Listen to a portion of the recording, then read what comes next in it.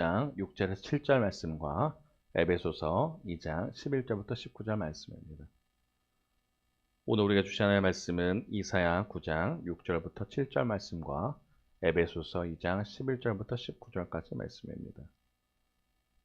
이사야 9장 6절부터 7절, 에베소서 2장 11절부터 19절까지 말씀을 저와 여러분이 한 절씩 교독하신 이후에 마지막 에베소서 2장 19절 말씀 함께 읽도록 하겠습니다. 제가 먼저 이사야 9장 6절 말씀 읽도록 하겠습니다. 이는 한 아기가 우리에게 낳고 한 아들을 우리에게 주신 바 되었는데 그의 어깨에는 정사를 메었고 그의 이름은 기묘자라 모사라 전능하신 하나님이라 영존하시는 아버지라 평강의 왕이라 할 것임이라. 그 정사와 평강이 더함이 무궁하며 또 다윗의 왕자와 그의 나라에 군림하여 그 나라를 굳게 세우고 지금 이후로 영원히 정의와 공의로 그것을 보존하실 것이라. 만군의 여호와의 열심히 이를 이루시리라. 그러므로 생각하라. 너희는 그때 육체로는 이방인이요 손으로 육체 행한 할례를 받은 무리라 칭하는 자들로부터 할례를 받지 않는 무리라 칭함을 받는 자들이라. 그때에 너희는 그리스도 밖에 있었고 이스라엘 나라 밖의 사람이라. 약속의 언약들에 대하여는 외인이요 세상에서 소망이 없고 하나님도 없는 자이더니 이제는 전리 멀리 있던 너희가 그리스도 예수 안에서 그리스도의 피로 가까워졌느니라. 그는 우리의 화평이신지라. 둘로 하나를 만드사 원수된 것 곧 중간에 막힌 담을 자기 육체로 허하시고 법조문으로 된 계명의 율법을 폐하셨으니 이는 이 둘로 자기 안에서 한 세 사람을 지어 화평하게 하시고 또 십자가로 이 둘을 한 몸으로 하나님과 화목하게 하려 하심이라. 원수된 것을 십자가로 소멸하시고 또 오셔서 먼 데 있는 너에게 평안을 전하시고 가까운 데 있는 자들에게 평안을 전하셨으니 이는 그로 말미암아 우리 둘이 한 성령 안에서 아버지께 나아감을 얻게 하려 하심이라. 함께 읽겠습니다. 그러므로 그러므로 이제부터 너희는 외인도 아니요 나그네도 아니요 오직 성도들과 동일한 시민이요 하나님의 권속이라. 아멘. 오늘 말씀 제목은 불안한 시대의 유일한 답, 평화의 왕 예수. 불안한 시대의 유일한 답, 평화의 왕 예수라는 제목으로 우리 주님 말씀 나누도록 하겠습니다. 2014년도로 기억을 합니다. 2014년도에 택시를 탈 일이 있어서 택시를 탔습니다. 근데 택시를 탔을 때 그때 그때 그 기사님이 하셨던 말이 기억이 납니다. 저한테 그러는 거예요. 아마 향후 10년 정도 좀 지나서 10년 정도 좀 지나서 손님 그거 아세요? 그러길래 왜요? 그랬더니 뭐예요? 그랬더니 택시가 자동으로 돌아가는 세상에 올 거라는 겁니다. 2014년도에요. 차가 자동으로 다닌다고. 그러면 자신들의 아마 일자리도 많이 잃어버릴 것이라는 얘기를 하셨어요. 2014년도입니다. 불과 11년 전이에요.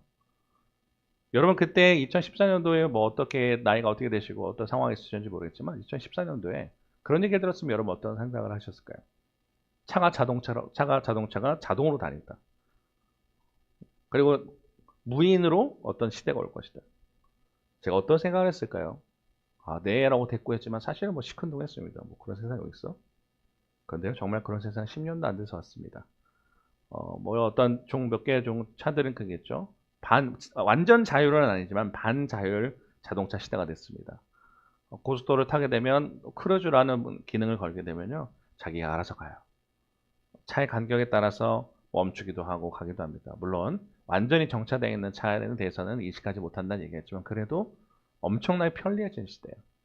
장거리 갈 때 얼마나 힘들었습니까? 우리가 막 저희도 이번에 서울로 갔다 오게 됐지만 얼마나 힘들어요. 근데 반자율 또는 자율 자동차가 오는 시대가 됐다. 10년도 안 돼서 그게 이루어졌습니다. 그것뿐만인가요? 지금 이제 시대는 어떻게 해요? 배달하는 사람들이 점점 없어집니다. 음식 서빙하는 사람들도 없어지기 시작하는 거예요. 기계가 대처하는 시대가 되었습니다. 주문을 받을 때도 어떻게 해요? 키오스크로 하는 것을 통해서 우리가 주문을 받습니다. 그죠? 그러니까 점점 자동화되는 시대라는 거예요. 이게 불과 10년 만에 세상이 달라지기 시작했다는 겁니다. 근데 문제는 지금도 굉장히 놀라운 것은 2022년도에 10월경에 우리 또 세상을 뒤바꾸는 어떤 하나의 프로그램이 나타났습니다. 그게 뭐냐면요, 챗GPT예요. 그에 들어오면 통해서 지금 대부분의 사람들, 처음에 출시했을 때 100만 명의 사람들이 깜짝 놀랐습니다. 이게 뭐지? 신세계였어요. 지금은 챗GPT를 모르면 어떻게 일상생활을 살 수가 없어요. 너무나도 많은 AI가 발달했습니다. 그 속에 우리가 그것을 통해서 어떤 사람들은 도움을 받고 막 하게 되는 경우도 있던데, AI가 발달하기 시작합니다. AI만 발달할까요? 나중에 AGI라고 하는 새로운 자기 스스로 생각할 수 있는 그런 기기가 나온다고 합니다. AI 시대가 온다는 거예요. 근데 문제는 뭐냐면 이게 우리가 시대를 점점 기기가 발달하고 생활을 편리해질수록 점점 좋은 유토피아가 되는 것이 아니라 때로는 디스토피아, 디스토피아는 절망이라는 거거든요. 그걸 가고 있지는 않은지. 지금 보면서 이것 때문에 이 AI들이 발달하면서 사람들에게 유익하기 위해서 만든 것처럼 보이지만 사실 실상 우리에게는 절망이 되고 있어요. 많은 사람들이 일자리를 잃어버렸습니다. 그리고 이 AI를 평생 동안 연구했던 노벨상을 받은 박사가 얘기를 해요. 일자리가 박탈될 것이고 그걸 통해서 어떤 사람들만, 특정인들만 부를 축적하게 되고 인류는 멸절하게 될 거다. 이 사람이 2024년도 구글 퇴사하면서 했던 말입니다. 딥러닝이라는 것을 개발을 했고 AI를 굉장히 발달했던 사람이에요. 노벨상까지 받은 사람이에요. 근데 이 사람이 얘기해요.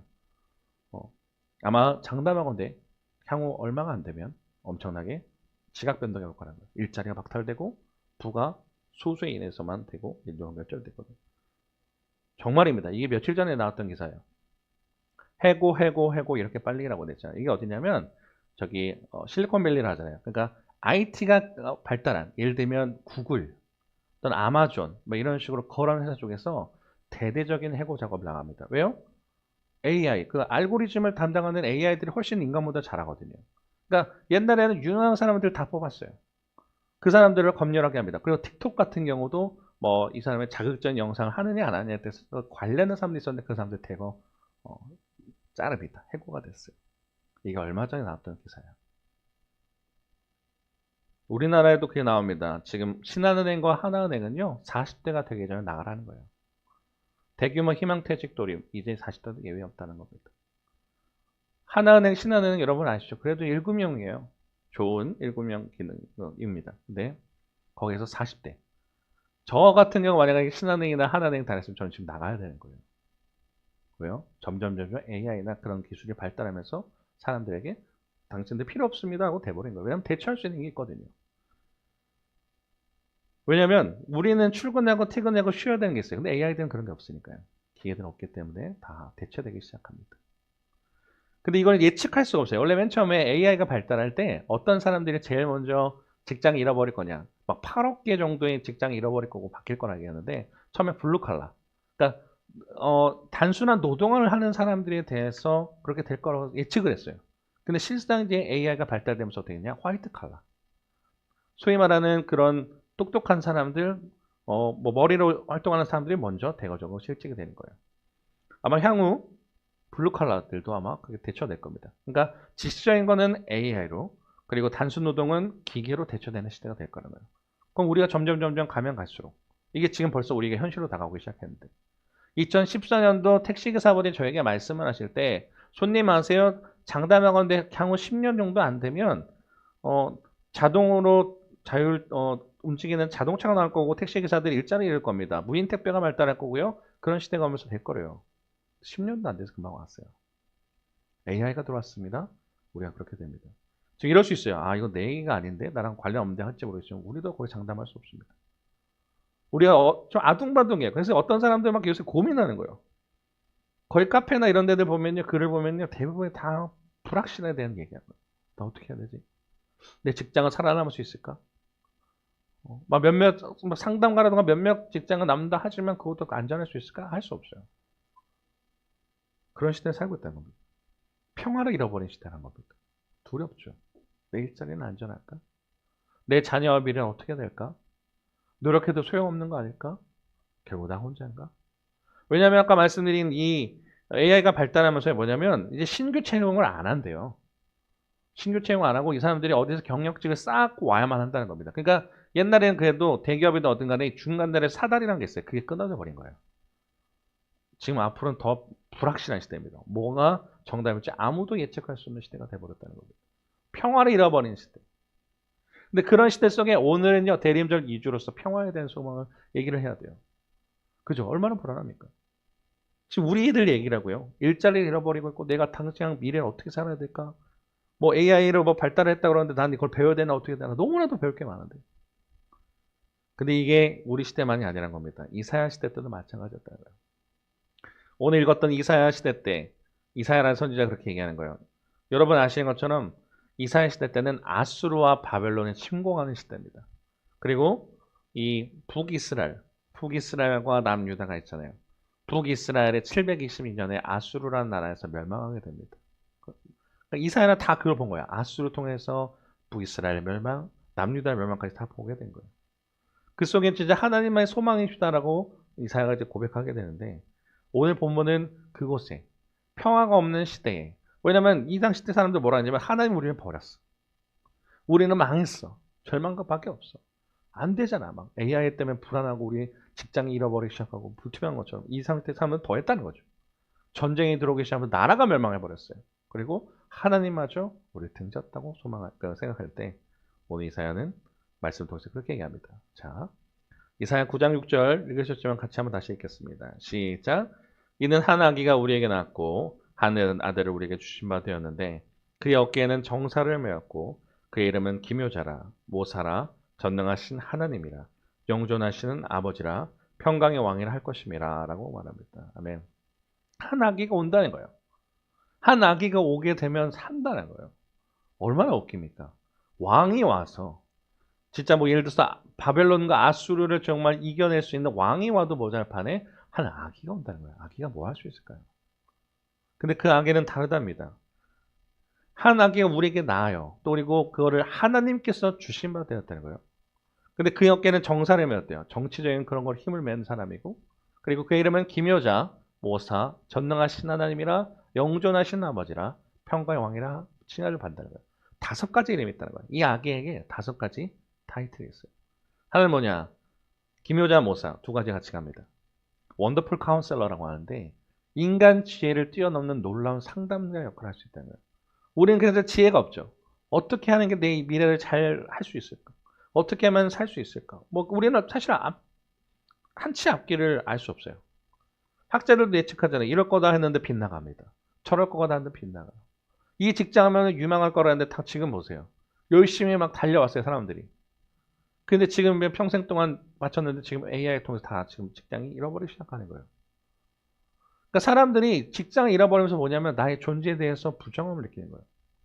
어떤 사람들은 일을 통해서 나의 살아있음을 느낍니다. 근데 여러분 생각해 보세요. 기계를 통해서 여러분이 아무것도 못하는 존재가 된다면 어떨까요? 삶의 의미가 있을까요? 아무 쓸모없는 인간이 된 것처럼 느껴질지도 몰라요. 그런 시대가 올 거라는 겁니다. 근데 그런 속에 아기가 오면요. 기묘자 모사. 우리는 어떻게 살아갈지 모르지만 그분이 오시면 우리에게 지혜를 주시는 분. 전능하신 하나님, Mighty God. 하나님의 능력을 지닌 분이에요. Everlasting Father. 영존하신, 영원히 존재하신다는 거예요. 영존하다. 영원히 존재하시는 아버지가 온다는 거예요. 영원히 책임지는 아버지 같은 거예요. 불안하잖아요. 버려졌다 생각하잖아요. AR 통해서 막 소외되고 그런 시대가 올 거란 거예요. 근데 영존하신 아버지, 책임지는 아버지 역할을 하시는 분. 그리고 Prince of Peace. 평화의 왕이 오시다. 평화의 통치자로서 그 아기가 올 거라고 하는 겁니다. 그러면서 또 그 얘기 더 나아갑니다. 자, 7절이에요. 읽어보겠습니다. 시작. 그 정사와 평강에 더함이 무궁하며 또 다윗의 왕자와 그의 나라에 군림하여 그 나라를 굳게 세우고 지금 이후로 영원히 정의와 공의로 그것을 보존하실 것이라. 만군의 여호와 열심히 이를 이루시리라. 아멘. 이 평강의 왕이 내 삶에 오실 때, 그러니까 이 아기가 오면 산다 그랬잖아요. 근데 그 아기는 아까 말씀드린 것처럼 지혜고 또 능력이 있으시고 그리고 또 영원히 책임지는 아버지고 그리고 평화의 왕이라는 거예요. 정사와 평강의 더함이 무궁하다는 거예요.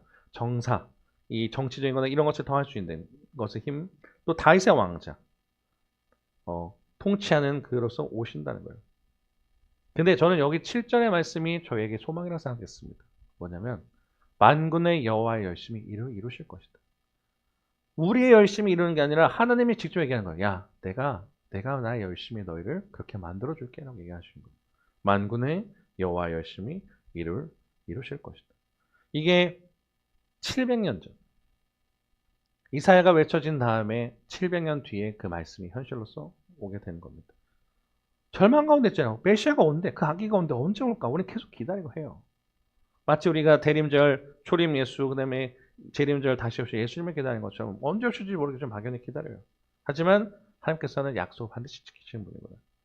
마음껏 열심히 이루실 거랍니다. 그러면서 에베소서 말장을 보면, 말씀을 보게 되면 정말 그 예수님이 온 것을 보게 됩니다. 그 아기가 왔어요. 자, 11절과 12절인데요. 먼저 읽어보겠습니다. 시작. 그러므로 생각하라. 너희는 그때 육체로는 이방인이요. 손으로 육체에 행한 할례를 받은 무리라 칭하는 자들로부터 할례를 받지 않은 무리라 칭함을 받은 자들이라. 그때 너희는 그리스도 밖에 있었고 이스라엘 나라 밖에 사람이라. 약속의 언약들에 대하여는 외인이요 세상에서 소망이 없고 하나님도 없는 자이더니. 아멘. 이사야 시대 그리고 지금 신약의 시대 지금 시대도 다 마찬가지잖아요. 너희는 육체는 이방인이라는 거예요. 그러니까 이 당시 때 이방인은 굉장히 막 차별됐던 시대입니다. 손으로 육체에 향한 할례를 받은 무리라. 그러니까 유대인들로부터 이 나중에 믿게 되는 이스라엘 사람들은요 계속 배척당해요. 그리고 심지어 그 크리스찬 유대인들도 할례라는 게 있어요. 아시죠, 여러분? 할례. 남성의 표피를 제거해서 그 하는 행위인데 그걸 해야만 이스라엘 백성이 될 수 있다고 합니다. 그게 자기들만의 선민입니다. 우리는 하나님께 선택하신 백성이라는 게 있어요. 근데 그걸 하지 않은 이방인들을 배척합니다. 야, 너희는 막 이방 족속들 뭐야 하고 배척해. 12절에 그렇게 얘기해요. 그때 너희는 그리스도 밖에 있었고 이스라엘 나라 밖에 사람이고 계속 그러니까 소외돼요. 우리가 마치 지금 AI 시대 때 굉장히 뭐 환경적으로도 소외되고 점점 가면 갈수록 여러분 진짜 그때 지금은 디스토피아로 갈지도 몰라요. 보이게.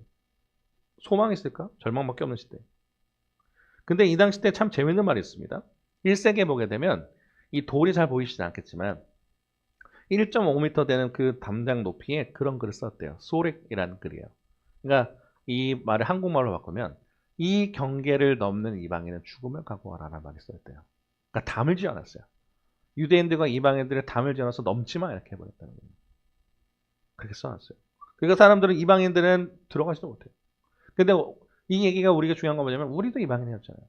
주님의 은혜로서 오게 됐는데 그런 자들에게 소외되고 소망이 없던 자들에게 이렇게 벽에 쳐져 있어요. 너희는 이방인이고 예수님도 없고 하나님도 없던 소망 없던 자들에게 그리고 심지어 경계를 넘는 이방인을 죽여버릴 것이다라고 차별받던 시대 때 그때 주님이 오셨다는 겁니다. 자, 13절과 14절입니다. 읽겠습니다. 시작. 이제는 전에 멀리 있던 너희가 그리스도 예수 안에서 그리스도의 피로 가까워졌느니라. 그는 우리의 화평이신지라 둘로 하나를 만드사 원수된 건 그 중간에 막힌 담을 자기 육체로 허시고. 아멘. 멀리 있던 너희가 그리스도 예수 안에서 그리스도의 피로 가까워졌다는 거예요. 그 아기가 이제 왔다는 거죠. 이사야 시대 때 외쳐졌던 그 예수님의 700년 이후에 왔습니다. 그래서 어떻게 하시냐? 십자가를 피로써 하나 되게 하셨다는 거예요. 소외되었던 자들을 그 안에 들어오게 하시는 거예요. 갈라졌던 자들을 하나로 만드시고 중간에 막힌 담, 이 막힌 담이 이거예요. 소리. 그거를 자기 육체로 하셨다는 거예요. 소외되고 절망되고 좌절되고 차별했던 그 시대에 예수님의 자기 육체를 통해서 직접 그것을 감당하고 해결하시려고 하셨다는 겁니다. 15절과 16절 읽어볼까요? 읽겠습니다. 시작. 법조문으로 된 계명의 율법을 폐하셨으니 이는 이 둘로 자기 안에서 한 채 사람을 지어 화평하게 하시고 또 십자가로 이 둘을 한 몸으로 하나님과 화목하게 하려 하심이라. 원수된 것을 십자가로 소멸하시고. 아멘. 법조문으로 된 계명의 율법. 아까 말씀드렸죠. 할례를 해야 그 유대인이 되고 그 다음에 할례를 해야만 그런 하나님께 들어오시다. 이스라엘 백성 된다 그랬잖아요. 그러다 보니까 이 사람들이 차별합니다. 야, 난 할례 받았고 넌 받지 못했지? 그거 좀 차별해요. 지금 우리로 치면 뭐예요? 스펙. 나 이런 스펙 있어. 난 이런 일을 있어. 난 뭐 월급이 얼마야? 식으로 그런 걸 하고 있을 때 패하셨다는 거예요. 그런 거 필요 없어. 근데 이 둘을 자기 안에서 어떻게 했다는 거예요? 한 세 사람. 이 에베소서에만 나오는 보통 특징한 표현인데 한 세 사람. one new man이라는 건데 하나 된 공동체 말이에요. 계속 뭐라고 그 전까지 뭐가 있었어요? 계속 분열됐죠. 너와 나가 구별되어 있어요. 유대인과 이방인이 구별되어 있어요. 막 다 구별했던 생각 속에 하나님은 그리고 예수님은 하나로서 뭉친 거예요. 소외됐던 시대에 절망 가운데 있던 시대 눈물 짓던 그런 사람들에게 한 세 사람 하나된 공동체로 만들어 주신다는 그게 뭐냐? 교회예요. 저는 이 지금으로 가고 있는 디스토피아 시대 때 저는 진짜 소망은 교회라고 생각해요. 공동체. 다 각자 어떻게 해야 될지 모르고 좌절합니다. 그리고 이거 뭐 우리가 어떻게 해야 답이에요? 예, 평화의 왕 예수님을 우리 만날 때 이거 진정한 소망이 되는 거예요. 왜요? 십자가로 이 둘을 한 몸으로 하나님과 화목하게 했다. 먼저는 하나님과의 관계가 단절됐던 우리를 예수님께서 붙들어 주셨기 때문에. 그리고 17절과 18절을 그렇게 얘기하십니다. 읽어보겠습니다. 시작. 또 오셔서 먼데 있는 너희에게 평안을 전하시고 가까운 데 있는 자들에게 평안을 전하셨으니 이는 그로 말미암아 우리 둘이 한 성령 안에서 아버지께 나아감을 얻게 하려 하심이라. 아멘. 먼데 있는 너희에게 평안을 전하시고 또 가까운 자들에게도 평안을 전했다는 거예요. 누구에게나. 예수님이 소망이 되신 이유는요. 믿는 자들이나 믿지 않는 자들 모두에게 샬롬, 평안이 되시는 거예요. 그걸 전하셨대요. 그리고 주님의 십자가 사건. 정말 죽을 수밖에 없는 우리. 죽음으로 가는 우리들을 예수님의 십자가 피로써 그것을 감당하시잖아요. 그러기 위해서 한 아기가 올 거라고 그 아기가 진짜 왔다고 얘기하는 거예요. 에베소서. 그리고 그 아기를 통해서 둘이 한 성령 안에서 아버지께 나아감을 얻게 하려 하신다. 아버지께. 이게 굉장히 중요한 표현입니다. 아버지께 나간다. 그러니까 소외되고 우리는 어떤 존재였다는 거예요? 우리가 다니엘 기도 때 저는 인상적이었던 게 되게 입양이라는 얘기가 많이 나오고 고아마 이런 얘기 나오는데 그랬다는 거예요. 우리는 주님 앞에서 고아된 자들이었다는 거예요. 우리가 이거 인정하지 않으면 안 됩니다. 죄인 되었다라는 말이 되게 거창한 말이 같아요. 주님 앞에서 버려져서 고아처럼 됐다는 거예요. 그런 자들을 주님께서 어떻게 해요? 십자가 사건을 통해서 야 그래 너 내 아들이야. 다시 양제로 삼으시고 넌 내 사랑하는 아들이야 딸이라고 삼으시는 거예요. 그래서 버려지고 소외되고 막 눈치 보잖아요. 아, 할례에만 갈 수 있나요? 아니야. 내 십자가 필요했을 때 와. 나갈 수 있게 해준다요. 아, 나 지금 너무 힘들고 한데요. 주님 어떡하죠? 와. 하나님 아버지께 나갈 수 있는 그런 것을 말해 주신다는 겁니다. 자, 그러면 19절의 마지막 이야기합니다. 자, 19절 마지막 말씀입니다. 읽어보겠습니다. 시작.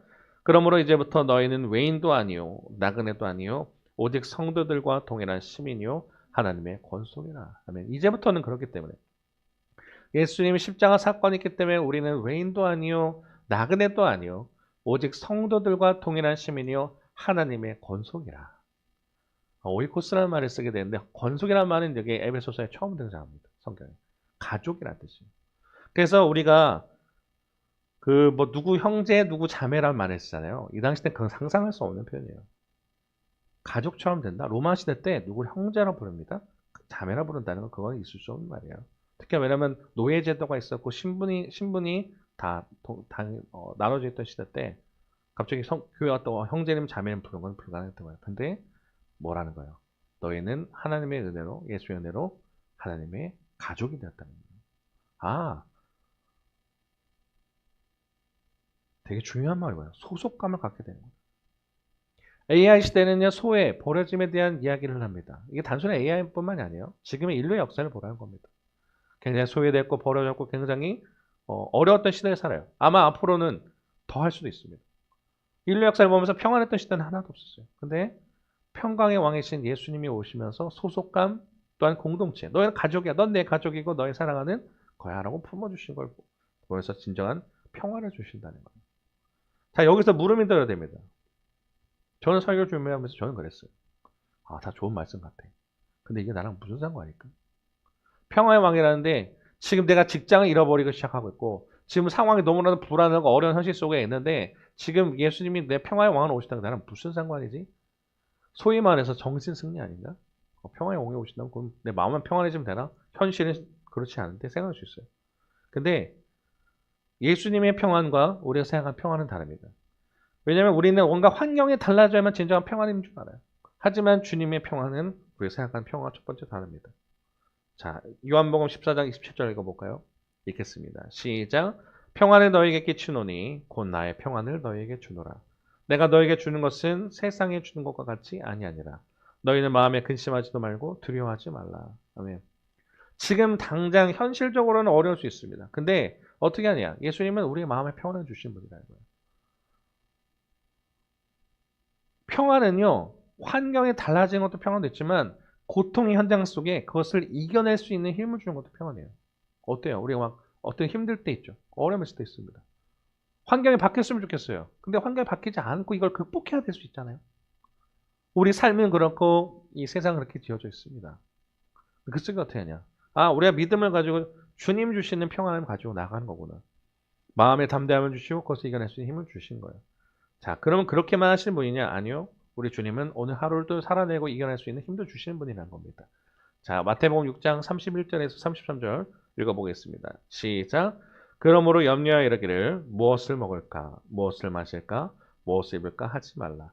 이는 다 이방인들이 구하는 것이라. 너희 하늘 아버지께서 이 모든 것이 너에게 있어야 할 줄을 아시느니라. 그런즉 너희는 먼저 그의 나라와 그의 의를 구하라. 그리하면 이 모든 것을 너희에게 더하시리라. 아멘. 오늘 하루하루 매일매일의 일용할 양식을 주시고 우리 공급해 주신 주님이라는 거예요. 그냥 환경적으로 그냥 두시는 분이냐? 그냥 마음으로만 야 힘든데 그렇게 하는 게 아니라 주님은 우리의 삶 가운데 매일매일 공급자로 오시는 분이에요. 근데 그러면 또 그런 그 생각이 들 수 있죠. 목사님, 그럼에도 내 이 문제가 해결됐으면 좋겠어요. 왜 하나님은 안 움직이시는 걸까요? 하나님은 왜 내 기도 듣지 않으실까요? 하실 수 있습니다. 근데 아까 제가 말씀드렸죠. 이사야 9장 7절에 만군의 여호와의 열심히 이를 이루실 것이다. 본인 스스로 얘기하셨다는 거예요. 주님이. 만군의 여호와의 열심. 내가 그것을 이루어줄게. 한 아기를 보내시고 상황 가운데 있을 때 얘기하시는 거예요. 지금 더디 보입니다. 왜냐하면 이사야 시대도 그래요. 그것이 이루어질 때까지 얼마나 걸렸다고요? 700년이 걸렸어요. 또 다른 사람들도 막 있습니다. 지금 이 에베소서 쓰고 있는 바울의 상황도 감옥에 갇혀서 쓰고 있어요. 상황과 현실은 어렵습니다. 이럴 수 있죠. 왜 지금 우리의 문제는 이렇습니까? 왜 내 가정은 이렇게 끊어져 있고 왜 나는 이렇게 힘들고 어렵고 좌절되는 현실 속에 있고 하나님도 왜 계시지 않는 것 같아요? 라고 들 때 하나님 계속 그러는 거예요. 좀만 기다려줘. 좀만 기다려줘. 내가 이룰 것이야. 나의 열심으로 너의 삶을 이룰 것이야. 지금 당장 더디 보일지 모르지만 주님 우리 위해서 일하시는 분이고 앞으로 일하실 분이시기 때문에 그분 우리의 소망 되신 분임을 믿습니다. 대림절 2주입니다. 평화의 왕으로 오신 주님을 우리가 기다리고 있는데 우리 참 절망 가운데 있고 앞으로도 절망 가운데 있는 현실을 살지 모르겠습니다. 하지만 진정한 평화의 왕. 막힌 담을 오시고 우리의 삶을 이끌어 가신 주님 그리고 만군의 여호와이시며 우리를 이루어 주신다 했으니 그 주님을 붙들고 승리하신 저와 여러분 되길 바라며 또 주님은 그냥 그렇게 두신 분이 아니라 우리를 이끌어 가실 열심을 이끌어 가실 주님을 믿으시면서 승리하신 저와 여러분 되기를 소망합니다. 자, 오늘은 저희가 결단 찬양을 하고 기도하기보다 제가 오늘 같이 찬양을 하나 나누고 제가 마무리 기도할까 합니다. 아까 제가 계속 끝에 말씀드린 것처럼 하나님의 열심이라는 찬양이 있어요. 러빔이라는 찬양단인데 찬양팀이랄까요? 두 자매가 부르는 찬양인데 하나님의 열심이라는 찬양이 있는데 이것이 우리의 진짜 소망이 되길 바라는 마음에서 이 찬양 나누고 마무리 짓도록 하겠습니다.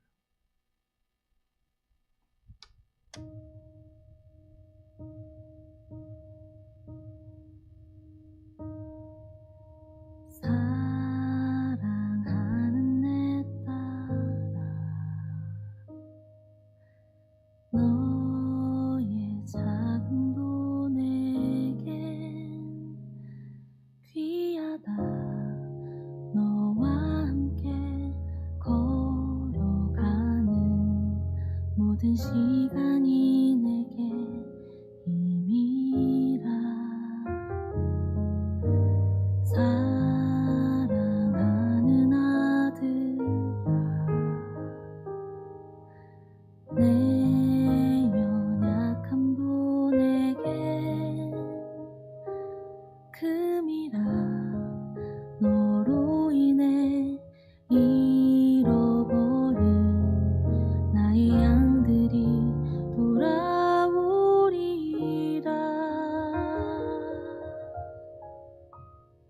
조금 느린 듯해도 기다려주겠니 조금 더딘 듯해도 믿어줄 수 있니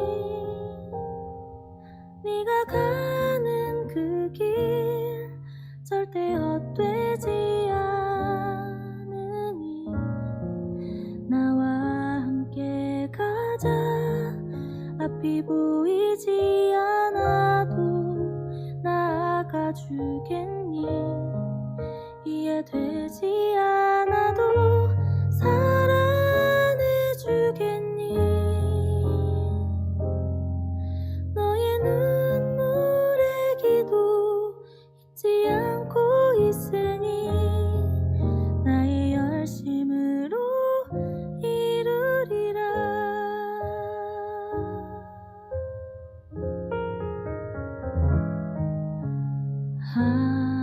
하나뿐인 사랑아, 내게 부탁이 있다. 길 잃어 지친 영혼 돌아보라. 나의 품으로 안기어라. 조금 느린 듯해도 기다려 주겠니? 조금 더딘 듯해도 믿어줄 수 있니? 네가 가는 그 길 절대 헛되지 않으니 나와 함께 가자. 앞이 보이지 않아도 나아가 주겠니? 이해되지 않아도 사랑해 주겠니?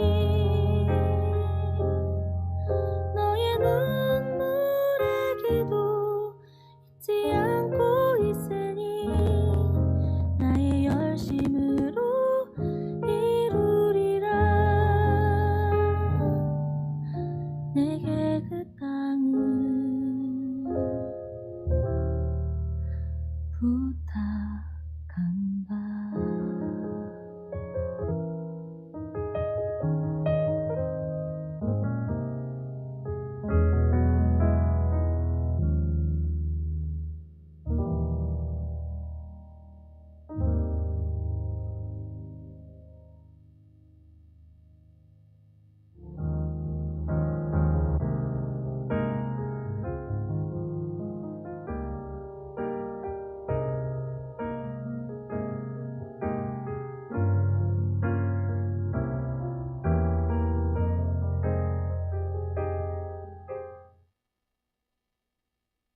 기도하겠습니다. 하나님 감사합니다.